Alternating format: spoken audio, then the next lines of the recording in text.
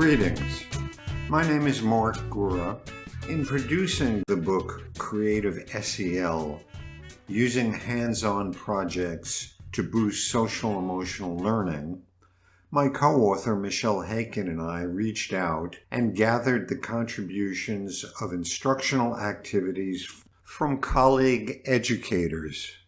One of these curriculum writers is Dr. Rose Reisman, who gave us the activity Divided Heart, collaging and communicating cultural mindfulness.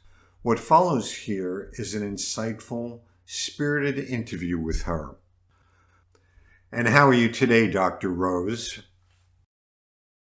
I'm coming off a wonderful week of reconnecting with kids, some of which I've worked with now over 3 years. So this weekend, I'm basking off the 3 years and seeing the kids grow. Your school is Ditmas Middle School? Yes, it's Ditmas IS 62. It is a Title I school. 17% of our students are ESL, meaning that they are from a non-English speaking background, or if they were born here, they go to homes where their parents don't speak English at all. And so it's even more challenging. The school has a UN flavor to it. Well, that's cool. So it's made up of kids from many countries, many of them whom are immigrants, and even those who aren't, a huge number whose parents are immigrants from other countries. That is a wonderful flavor. And so anyone who might be listening to this, Dr. Rose is talking about a school in Brooklyn, right? Brooklyn, New York, known as Kensington or Windsor Terrace neighborhoods in Brooklyn, New York. Superintendent Dr. David Preto, Principal Maria Elena Santiago. I've known you for a good long time professionally. We've written books together, delivered workshops together. I've visited you at your homeschool. You are definitely the best literacy coach I've ever had the privilege of knowing and working with. There's that saying that floats around our profession, educate the whole child. And I've never known another colleague to do it as totally as you do, Dr. Rose. But why don't you talk about who you are, your background, what you do at Ditmas School in Brooklyn?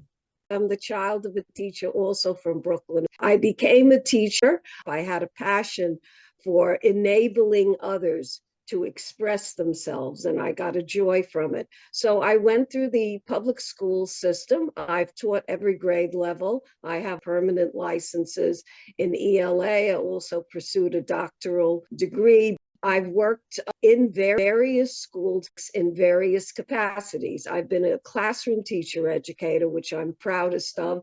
I get my inspiration from kids. In addition, I've worked to develop kids as leaders. Yeah, and more. Some of the things I know about you is you are passionate about children's, young people's literature. In these books, you find powerful stories that educate young people about the human condition, and that's SEL. You've been doing that for decades. My writing colleague, Michelle Haken, and I were engaged by ISTE, International Society for Technology and Education, to put together a book. We wrote about half of it, but we wanted to be very inclusive and include many perspectives. And so we reached out to colleagues to contribute activities. There are over 30 of them in the book. You're one of the wonderful colleagues who generously contributed what I'll describe as a powerful SEL activity. We love the title, Divided Heart.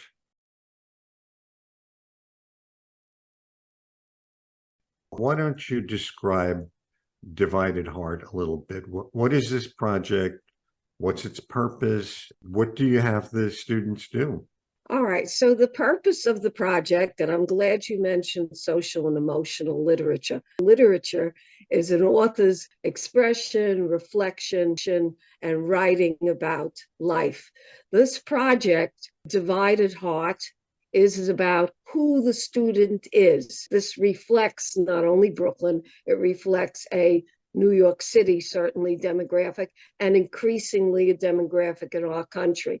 The divided heart of the ESL learner, or even someone born here, but who also has strong emotional, cultural identification with the values of another country, ethnicity, or identity, in addition to American. So the divided heart is literally, think of a heart, things you love about being in the United States, things you aspire to, being a part of the American public school.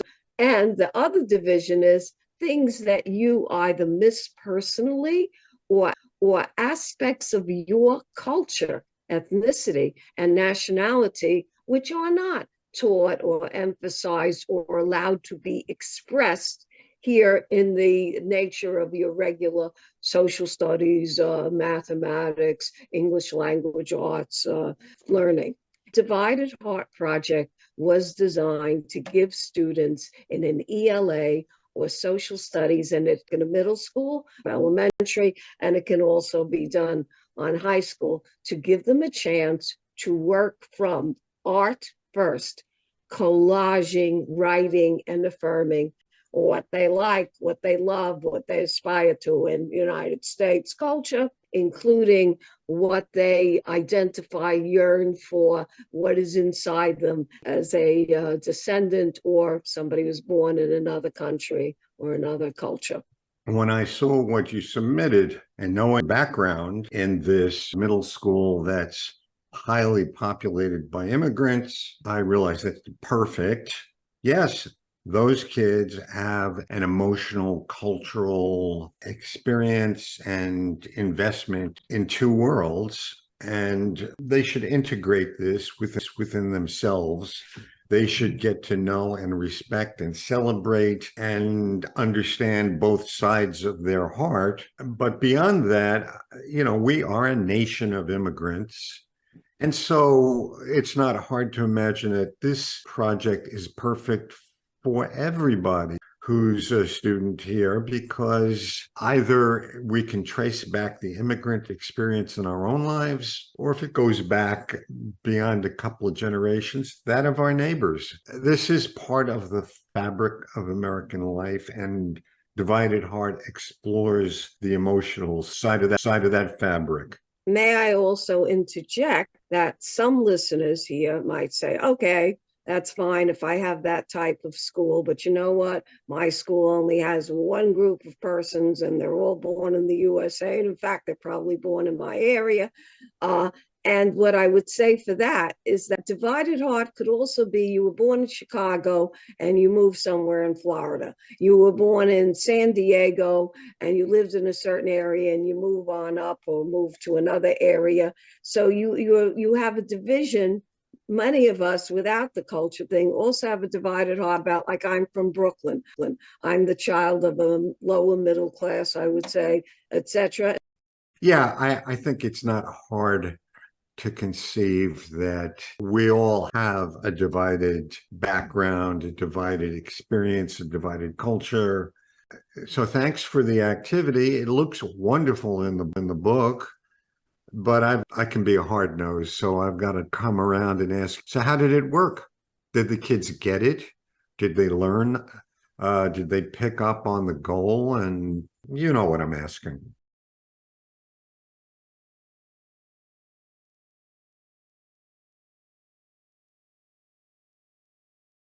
So number one, it worked. The only obstacle to it, ironically, because I used the format of collage, because remember, I'm not really an artist. So I used the format of collage. We gave the students construction paper. This project doesn't cost much. We had them make a heart, very easy as well, two shape, two centers, big heart, filled the page. The only big obstacle to it, ironically, was that most of the students, they don't get magazines at home. Their parents don't buy print newspapers. So we bring in initially lots of newspapers and old magazines for them to cut up and to collage.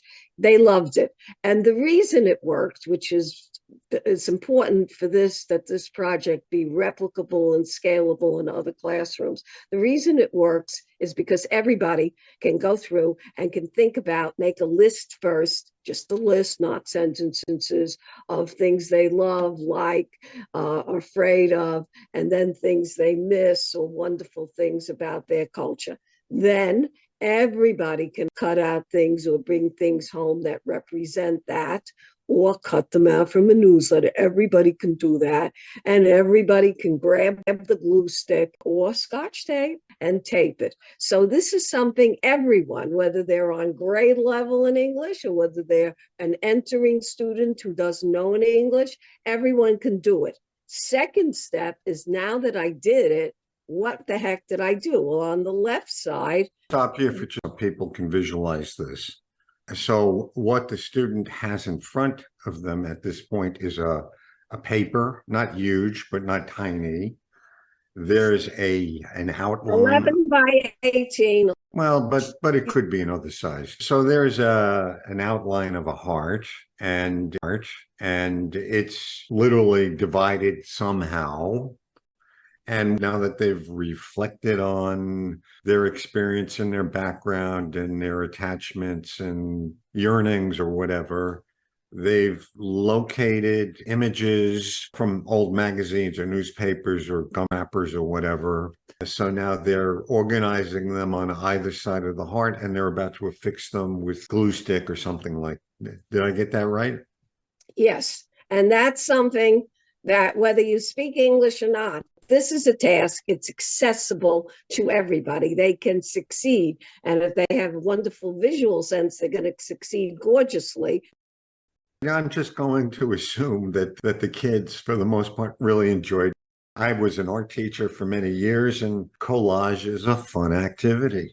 Yes. And honestly, as an adult, when my mother died and I was sitting there and reflecting on her and all the wonderful things she had done, I was grabbing some photos. I put together collages, and I found it very soothing and affirming, because then I wrote a message afterwards similar to these kids as to why each of the collaged elements expressed my mother. And I told the children, so the collaging, it's affirming, it has many aspects.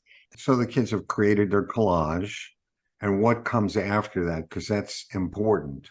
They have to examine the collage and simply write a description of what's in it on the left side of the divided heart and the right side of divided heart. Usually the right side is their native culture or their parents, and the left side is what they like about the United States. So usually if you ask a child, the child will say to you, oh, I don't know, I like this. But if you have a collage, they can go, well, wait a minute. I like to eat Doritos. I put in school, IS-62, I like going to the school. I put in Brooklyn, I live in Brooklyn, I like the bridge. Oh, I put in over here a stamp of my country. I put in here a heart, the flag, this is the flag of my country. This is the song that I sing. And so they have lots of sentences, and lo and behold, they're writing a much more complete descriptive paragraphs. So from the visual, they have gone to the description, and now they're much more empowered to write the description than they would have been if I said to them to start with, write about what you like about the United States and what you miss about your own country. And deep down, this is suggesting to them, descriptive paragraph, but let me reference all the details. And it's making the details come live and real and accessible, not only to the ESL learner, but to anybody who's trying to write a detailed paragraph.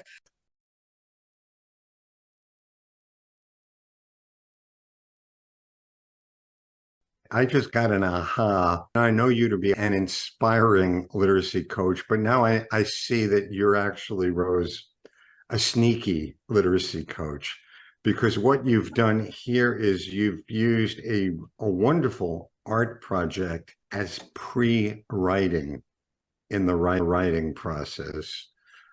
Rehearsal, but rehearsal is Oh, making the art project. I'm exaggerating. Yeah. All writing cultures are snakes. But you So know no. what I'm saying. If oftentimes if you're engaging kids in a writing project and you tell them about writing, we're going to do some pre-writing.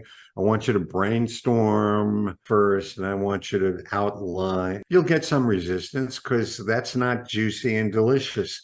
But you found a way of making it so, and amen to that.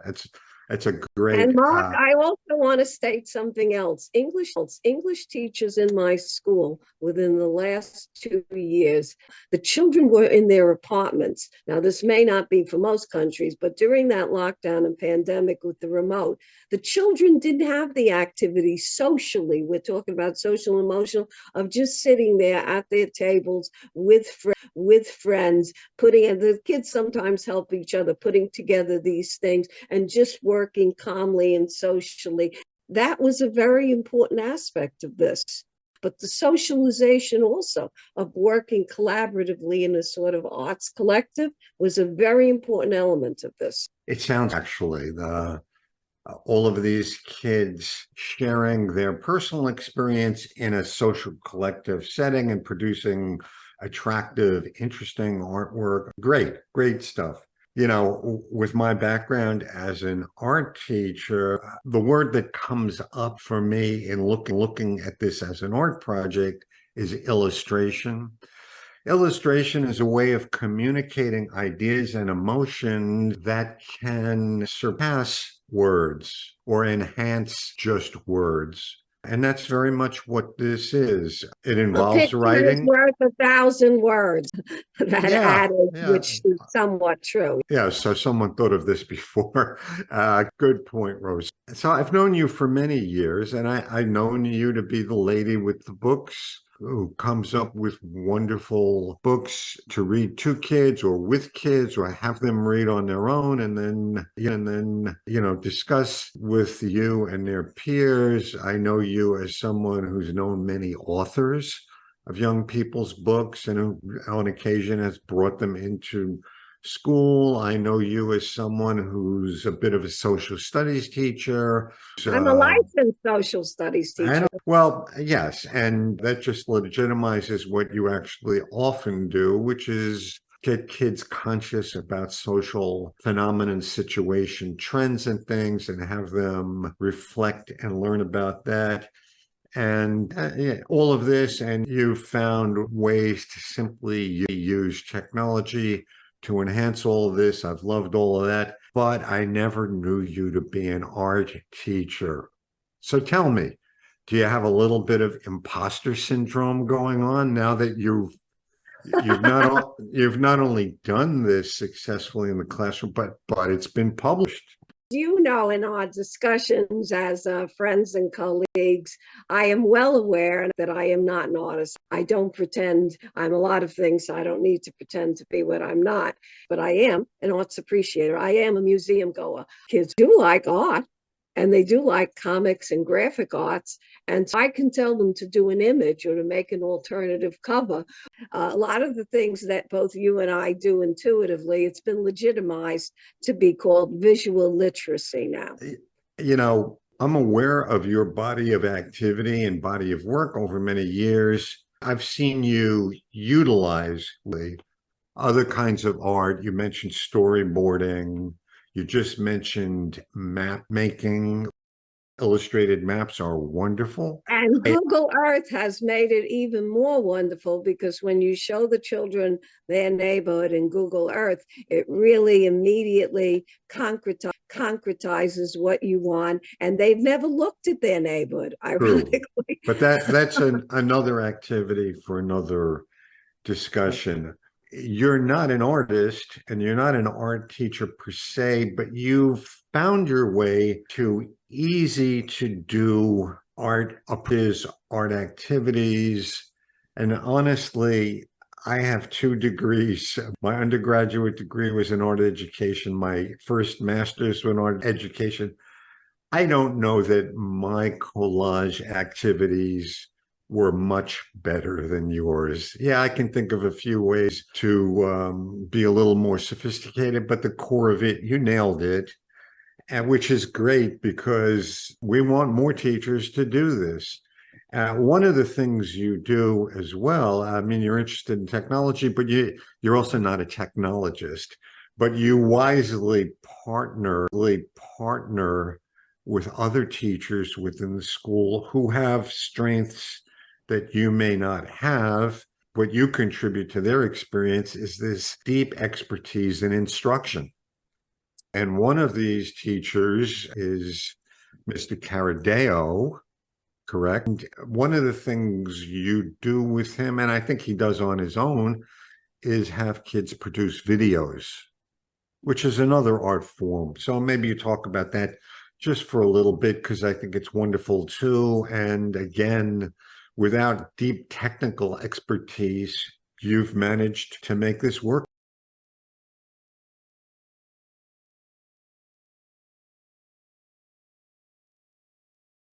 The things that I'm doing in those areas in video art, any teacher, children can do it.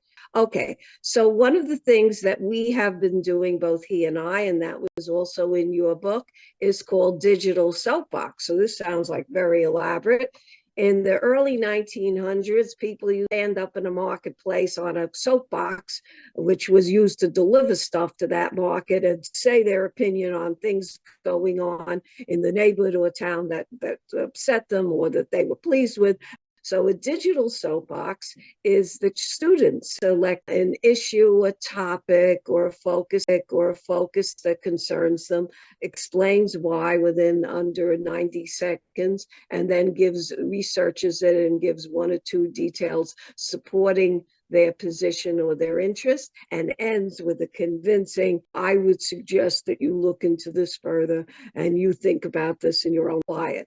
And that's called Digital Soapbox. Not only has he been doing it, and it was in your book, but our district, the entire district of 39 schools, is implementing that as a required component for all of their middle schools, and has a fair run by iCivics doing it. I love it. Love it. That's fantastic.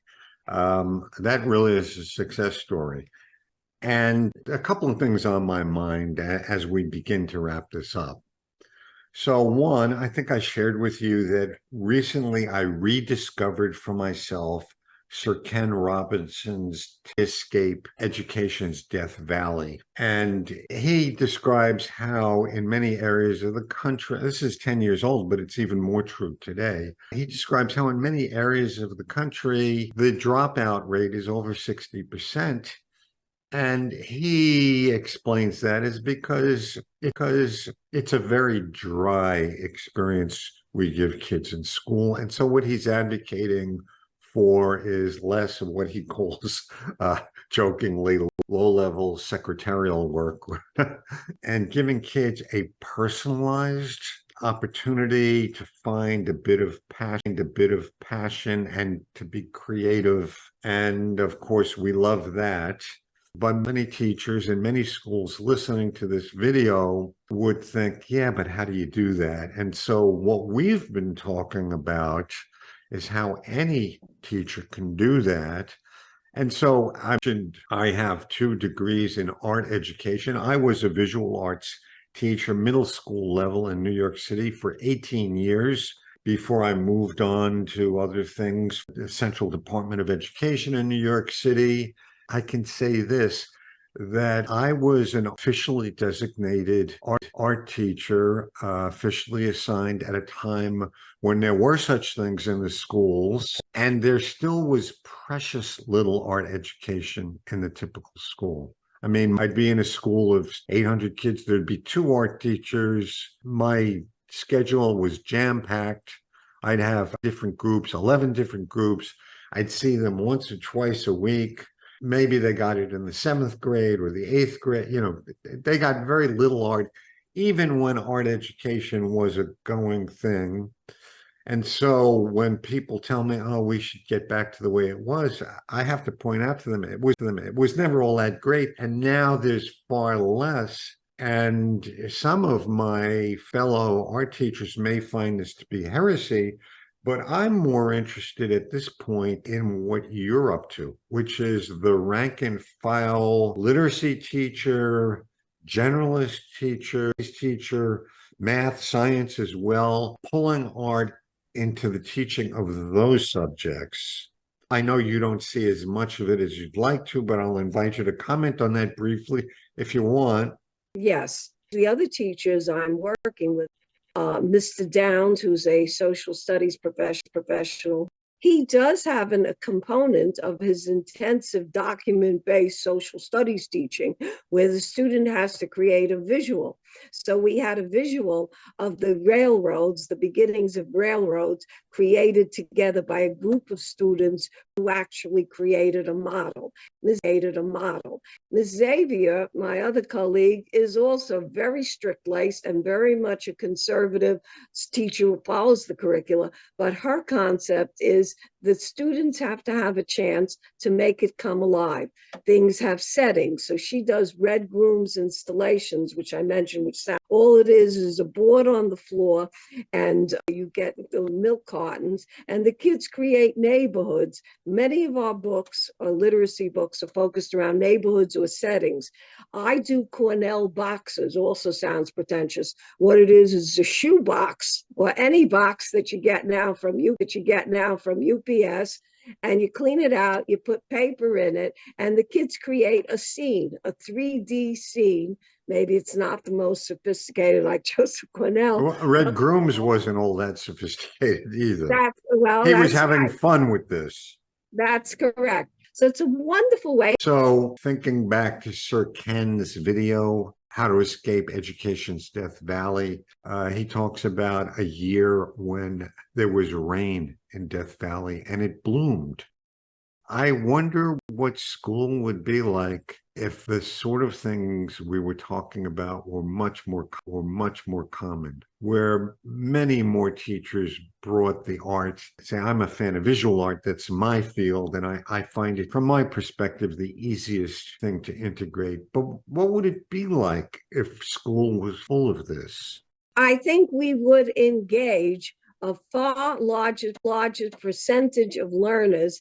I know so many adults, and I'm sure you do too, who hated school, have a very negative experience. I think we would have engaged, happier, better relationship. The whole child, in addition to the academic child, would be far more successful in school and giving them this wonderful time to grow and identify their potential. All right, I don't like writing or reading so much, but gee, I can create this beautiful thing, and then I'll go and I'll describe it and I'll communicate it to others and I'll get them involved. I think that many of the things we're worried about, isolation of children, doing negative activities, it would happen.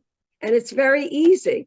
Yeah, and what I really like about this vision we're hatching here is that it's not an either or proposition. You can still have data-driven instruction and standardization and research-driven materials and all of that stuff and do this as well. And it's really not even that hard. So you will be back in school on Tuesday, and I'll bet there are a bunch of kids who can't wait to get back into Dr. Rose's regularly scheduled classes. I know those kids appreciate it because it's enriched. Yes, the serious learning goes on, but also it's fun, it's inspiring, and that's a good point for me to say thank you very much for your time today, Dr. Rose.